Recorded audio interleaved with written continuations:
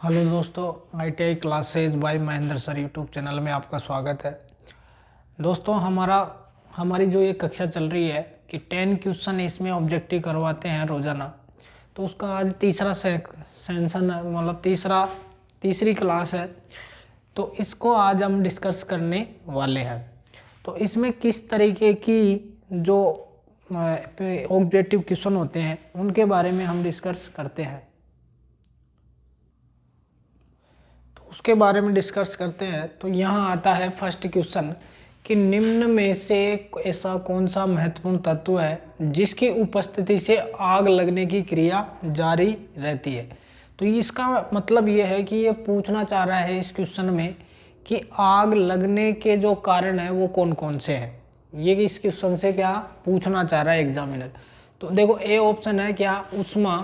A option क्या है, ऊष्मा। दूसरा है ऑक्सीजन और ईंधन, उपरोक्त सभी। तो मैंने आपको समझाया था अग्नि त्रिकोण नाम से, अग्नि त्रिकोण ऐसे बनाया था। तो अग्नि त्रिकोण में क्या क्या है, एक को मान लो ऊष्मा, एक भुजा को ऊष्मा, दूसरी को ऑक्सीजन और तीसरी को मान लिया क्या, ईंधन। जब ये तीनों मिलते हैं, ये तीनों मिलकर किसका निर्माण करते हैं, आग का निर्माण करते हैं।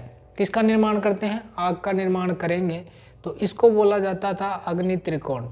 अग्नि त्रिकोण। तो आग उत्पन्न किन किन कारणों से होती है, तो आग उत्पन्न करने के लिए अपने को क्या चाहिए, ऊष्मा की आवश्यकता पड़ेगी, प्लस ऑक्सीजन की आवश्यकता पड़ेगी, प्लस किसकी आवश्यकता पड़ेगी, ईंधन। तो ये तीनों तत्व मिलकर ही किसका निर्माण करते हैं, आग का निर्माण करते हैं। तो यहाँ देखो, निम्न में से ऐसा कौन सा महत्वपूर्ण तत्व है जिसकी उपस्थिति से आग लगने की क्रिया क्या रहती है, जारी रहती है। तो ऊष्मा, ऑक्सीजन और ईंधन। तो ये आंसर क्या रहेगा यहाँ पर, उपरोक्त सभी। ये तीनों मिलकर किसका निर्माण करते हैं, आग का निर्माण करते हैं। नेक्स्ट क्वेश्चन पर चलते हैं कि विद्युत तारों में लगी आग को बुझाने के लिए प्रयोग किया जाने वाला अग्निशामक यंत्र है। मतलब विद्युत तारों में लगी आग, मतलब इसका मतलब ये हो गया कि विद्युत से जो लगने वाली आग होती है उसे बुझाने के लिए कौन सा अग्निशामक यंत्र प्रयोग किया जाता है।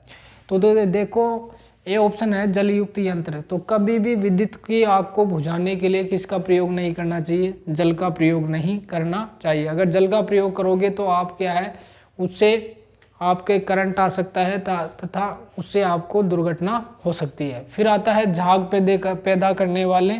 तो देखो, आपको मैंने बताया कि श्रेणी ए की आग को बुझाने के लिए किसका प्रयोग करते हैं, जल का प्रयोग करते हैं।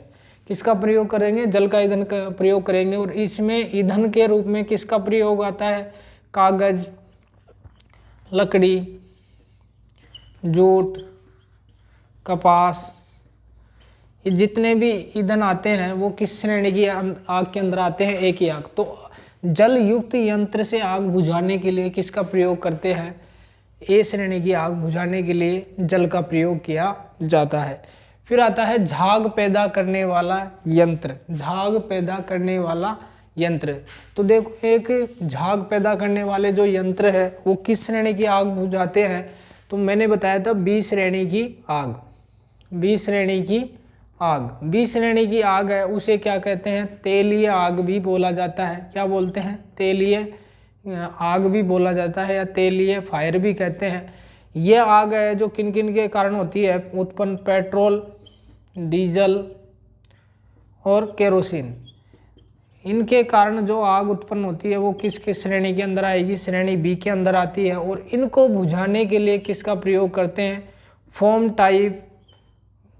टाइप या फोम को बोलते हैं झाग पैदा करने वाले यंत्र। तो इनका प्रयोग किया जाता है श्रेणी बी की आग बुझाने में। तो श्रेणी बी की आग बुझाने के लिए किसका प्रयोग करते हैं, झाग। तो ये भी ऑप्शन नहीं रहेगा। फिर आता है कार्बन टेट्राक्लोराइड।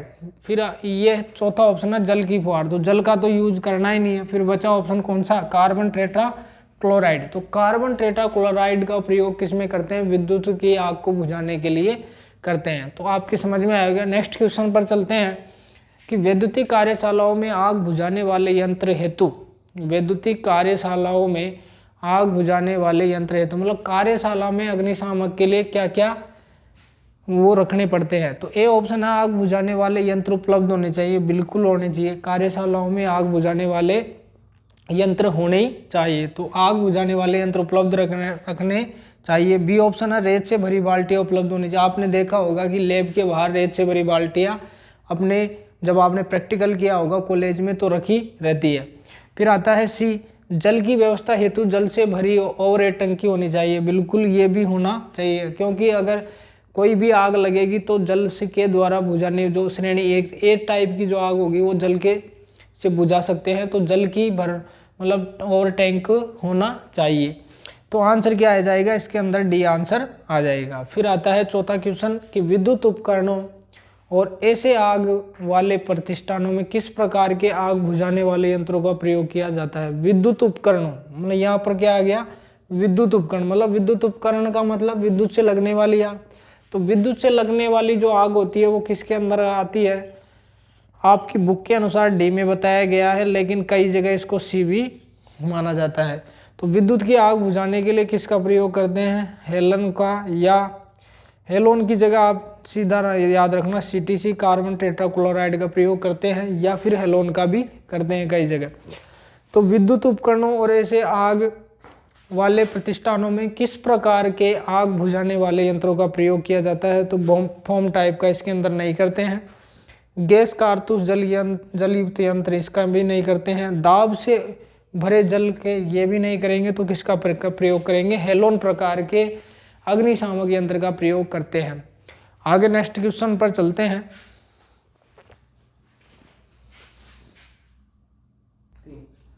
नेक्स्ट क्वेश्चन आता है दोस्तों, सीटीसी आग बुझाने वाले यंत्र में कौन सा द्रव वायु दाब के साथ भरा होता है। मतलब सीटीसी आग बुझाने वाले यंत्र में कौन सा द्रव वायु दाब के साथ भरा होता है। तो इसके अंदर जो आंसर आता है दोस्तों कि कौन सा भरा रहता है, ए ऑप्शन है कार्बन टेट्राक्लोराइड, बी ऑप्शन है कार्बन डाइऑक्साइड, सी ऑप्शन है ब्रोमोक्लोराइड डाइफ्लोरोमीथेन, और डी ऑप्शन है ए व बी दोनों। तो इसमें जो आंसर लगाएंगे अपन, तो ये देखो सीटीसी आग बुझाने वाला जो यंत्र होता है उनमें कौन सा द्रव भरा, कौन सा द्रव वायु दाब के साथ भरा होता है। मतलब एक सिलेंडर होता है, आपने देखा होगा कि इस टाइप का एक क्या होता है, सिलेंडर होता है। उस सिलेंडर के अंदर ये पाइप लगे होते हैं और इस तरीके का एक नोजल होता है, और यहाँ से पाइप के थ्रू एक सिस्टम रहता है। तो यहाँ से इस तरीके से इसको दबाएंगे तो क्या है, एक पानी की फुहार आती है। तो ये पूछ रहा है कि इस सीटीसी आग बुझाने वाले यंत्र में कौन सा द्रव वायु दाब के साथ भरा होता है। तो इसमें जो वायु दाब के साथ भरा जाता है, एक तो भरा जाता है कौन सा, कार्बन टेट्राक्लोराइड, जिसको शॉर्ट में क्या बोलते हैं, सीटीसी, और दूसरा भरा जाता है कार्बन डाइऑक्साइड। तो ऑप्शन अपना यहाँ से आंसर क्या निकल कर आएगा, ए व बी दोनों। तो सीटीसी आग बुझाने वाले यंत्र में कौन सा द्रव वायु दाब के साथ भरा जाता है, एक तो भरा जाता है कार्बन टेट्राक्लोराइड और कार्बन डाइऑक्साइड, दोनों को क्या किया जाता है, भरा जाता है। फिर छठा क्वेश्चन आता है कि पेट्रोल से लगी आग को बुझाने के लिए, पेट्रोल से लगी आग को बुझाने के लिए किसी यंत्र का किसका प्रयोग किया जाता है। तो इसका जो आंसर है कि पेट्रोल से जो लगने वाली आग आती है जिसको क्या बोलते हैं, गैसीय आग। क्या बोलेंगे, पेट्रोल जो आग है श्रेणी बी के अंदर आती है जिसको बोलते हैं तेलीय आग, श्रेणी बी की आग। तो श्रेणी बी की आग है जिसको क्या बोलते हैं, तेलीय आग। मैंने अभी आपको बताया था तेलीय आग। तो ये किससे उत्पन्न होती है, ये जो उत्पन्न होती है पेट्रोल डीजल केरोसिन के कारण उत्पन्न होती है। इनको बुझाने के लिए किसका प्रयोग करते हैं, फोम टाइप फायर एक्सटिंग्विशर का प्रयोग किया जाता है। फोम टाइप फायर एक्सटिंग्विशर का प्रयोग किया जाता है।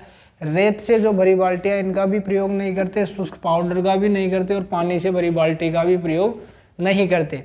फिर आता है सातवां क्वेश्चन नेक्स्ट कि श्रेणी डी की अग्नि को बुझाने के लिए सबसे उत्तम यंत्र कौन सा है।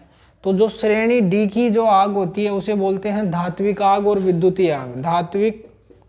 धात्विक आग और वह विद्युतीय आग, ये किसके अंदर आती है? श्रेणी डी के अंदर आती है। इनको बुझाने के लिए किसका प्रयोग करते हैं? हेलोन का प्रयोग किया जाता है। किसका प्रयोग करते हैं? हेलोन का प्रयोग किया जाता है। तो देखो कौन सा अग्निशामक, सातवां क्वेश्चन था कि श्रेणी डी की अग्नि को बुझाने के लिए सबसे उत्तम यंत्र कौन सा है? तो आंसर क्या रहेगा? हेलोन रहेगा। आंसर क्या आ जाएगा? हेलोन। सीटीसी का नहीं आएगा, का बी झाग युक्त अग्निशामक और वोल्फ्राम टाइप फायर एक्सटिंग्विशर है। सीटीसी है कार्बन टेट्राक्लोराइड और ये झाग युक्त अग्निशामक, ये बी श्रेणी की आग को बुझाते हैं। फॉर्म टाइप फायर एक्सटिंग्विशर है, ये भी किसको बुझाते हैं? बी श्रेणी की आग को बुझाते हैं। फिर आठवां क्वेश्चन आता है कि कौन सा अग्निशामक यंत्र विद्युत की आग को बुझाने में प्रयोग नहीं करना चाहिए। क्वेश्चन क्या है कि कौन सा अग्निशामक यंत्र विद्युत की आग को बुझाने के लिए प्रयोग नहीं करना चाहिए। तो देखो विद्युत की आग बुझाने में हेलोन का भी प्रयोग कर सकते हैं, सीटीसी का भी करते हैं, ड्राई पाउडर का भी कर सकते हैं, लेकिन इसका नहीं कर सकते। Form type fire extinguisher, Hindi में बोलेंगे फोम अग्निशामक यंत्र का प्रयोग नहीं करते हैं। तो नेक्स्ट क्वेश्चन पर चलते हैं। तो ये आपके क्वेश्चन समझ में आ गए होंगे। नेक्स्ट क्वेश्चन है